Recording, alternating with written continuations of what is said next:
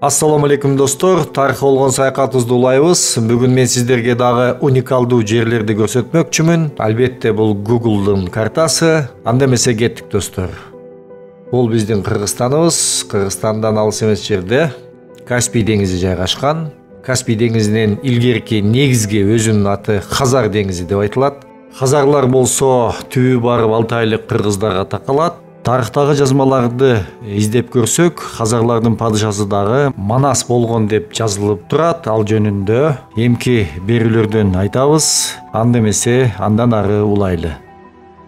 Бул жерде болсо Азербайжан, Чечня, Грузия жайгашкан.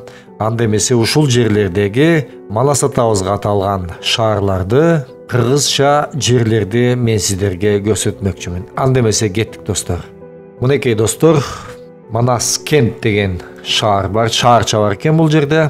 Бул жерде Манас темир жол аялдамасы, Манас деген момундай Дагестанда жер турат. Көрүп атасыздар достор, картадан кирсеңиздер болот. Манас базары, бул жерде Манас авторазбор деп турат. Эми ушул жердеги кыргызча аталган жерлерди көрсөтмөкчүмүн.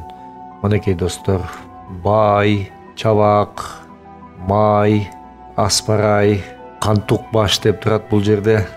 Тал терек деп турат, неке көрүп атасыздар. Уй таш деп турат. Бүт эле кыргызчаттар. Бул жерде баш деп турат. Бая күнү Нарын каланы көрсөткөн бул жерде, Дагестанда жүрөбүз. Бул жерде Махачкаланы көрсөтүп атам сиздерге. Махачкала. Махачкаладан алыс эмес жерлерде кумуктар жашайт. Кумуктар бул дал эле кыргыздарды баягы большевиктер келип кумук айлантып койгон. Ушул жерде азыркыга чейин кумуктар кыргыздар жашайт. Андан ары уласак, мынакей Чиркей, Улуу Суу деп турат бул жерде, Ак Төбө, Такалай. Бүт эле кыргызчаттар. Махачкаланы жакшы билесиздер, Дагестан Республикасынын борбору болуп эсептелет.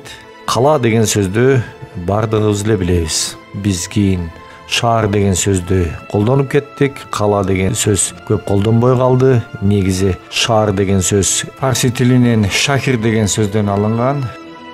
Кыргыздын негизги сөзү шаарды кала деп айтабыз. Ошол жерде Махачкала деп турат. Чечендерди болсо өзүңүздөр жакшы билесиздер. Сөзмөр адамдарды, сөз качып кутулбаган адамдарды биз чечен деп коебуз. Ошол чечендерди дагы мына биз атаганбыз деп айтсак болот. Андан ары кетсек достор, ошол эле Дагестан Республикасында ондай Манас кафе деген дагы бар. Бул жерде Ачык Улак, Кара Төбө, Махмуд мектеп, Тукуй мектеп, Күн батар деп турат бул жерде достор. Айта берсек, бул жерде өтө кыргызча аталыштагы жерлер өтө көп экен. Бул чөлкөмдөгү жер аталыштар биздин Кыргызстандагы жерлерибизге караганда кыргызча аталыштары сакталыптыр. Бизде болсо Сосновка, Беловодский, Московский, Александровка, Садовое, Панфилова, Воин-Антоновка, Ивановка, Палекет-Салекет болуп, ушу менен кеминге чейин бүт эле орусча аталыштарда аталып, ушул мезгилге чейин турат. Мына ушул жерди ичкеридеги кыргыздар деп айтылган экен илгери. Ичкеридеги кыргыздар азыр биздин Баткен областындагы ичкилик кыргыздар. Ичкилик деген бул ичкеридеги кыргыздар деп айтылат. Эки деңиздин ортосунда мындай карасаңыздар, Европа тарапка түзүлө бара жатып, ичкериге бурулуп кетет. Эки деңиздин ортосунда жайгашканы үчүн ичкеридеги деп айтылат. Ал тарых жөнүндө эмки көрсөтүүбүздөн улантабыз. Саламатта калыңыздар. Ой пикирлериңиздерди комментарийге жазып, подписка баскычын басып коюңуздар. Бөлүшкөндү да унутпаңыздар.